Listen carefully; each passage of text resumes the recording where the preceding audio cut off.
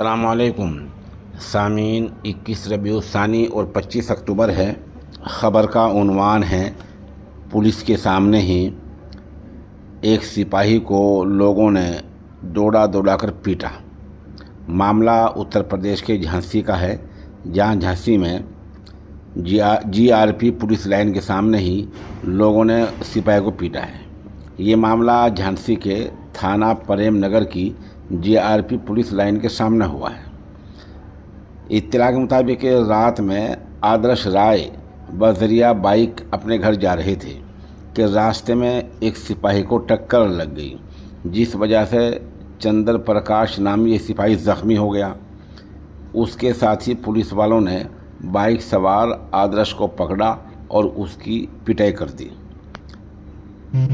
खबर सुनकर आदर्श के वालिद विनोद वहां पहुंचे तो पुलिस वालों ने उनकी पिटाई कर दी।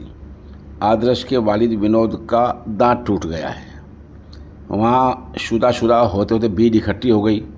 इसी दौरान एक पुलिस वाला बाहर निकलकर कुछ लोगों से बदतमीज़ी करने लगा। बताया जा रहा तब भीड़ ने उसको पकड़ा और पुलिस के सामने अच्छी पिटाई की। ये हंगामा आधा घंटे तक होता रहा। उसके साथियों ने बमुश्किल उसको छुटाया। बहरहाल उधर बाप बेटे को, उधर ज़ख्मी पुलिस वालों को, दोनों को अस्पताल में दाखिल कर दिया गया है और पुलिस आगे के पूरे मामले की छानबीन कर रही है।